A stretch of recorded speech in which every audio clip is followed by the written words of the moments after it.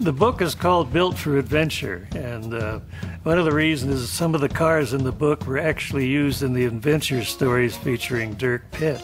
The Talbot Lago, which is probably the most expensive car in the collection, Pitt drove that, and near the end I had it blown up. They thought they were blowing Pitt up in the car. And I had actually had a couple of people write me and say, "Did you really blow up that car?" And I said, "No, it's alive and well, living in a warehouse in Colorado, you know." Well, the collection I think totals out about now is at 115. I'm often asked if I have a favorite, but it's always for a different reason.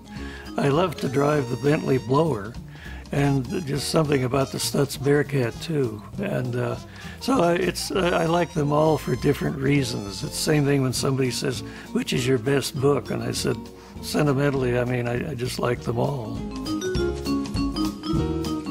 My wife and I were driving in the country, and we saw a car for sale on a farmer's front lawn.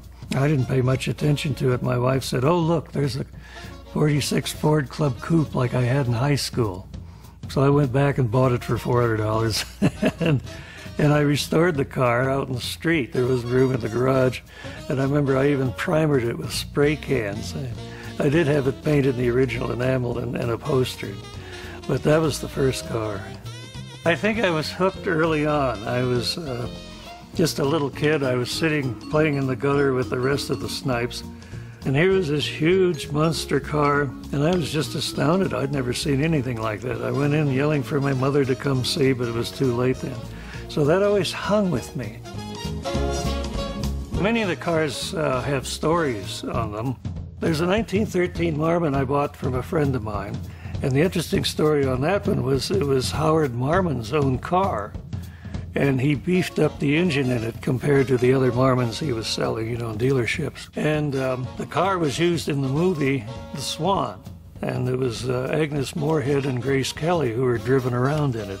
One of the fascinating stories deals with a 1948 Packard convertible. We got the story from his son, but his father in 1948 went down to the Packard agency and he wanted a black one. So the salesman told him, "I'm sorry, we don't have any black ones." And he said, "Well, okay," and he starts walking out of the dealership. And the sales manager comes out and said, "Just a moment, we do have a black one down in the basement." So they go down the ramp into the basement, and here's this car covered by a tarpaulin. So they pull it off, and here it is, this black Packard. And the fellow said, "That's what I want, I'll take it." And they looked sheepishly at each other, the sales manager and the salesman. They said, "Well, there's a story you might not like about this car." And the fellow said, "What is it?"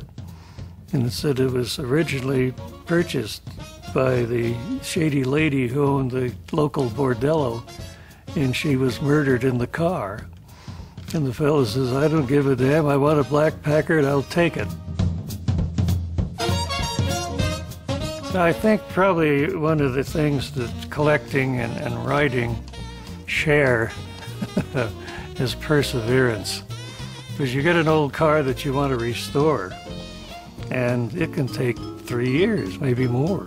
And in the books, kind of the same situation. It's really perseverance, because once you start and sit down and you type chapter 1, you're committing yourself for the next year, 2, 3 years. An author has to be one of these nuts that has to finish what they start.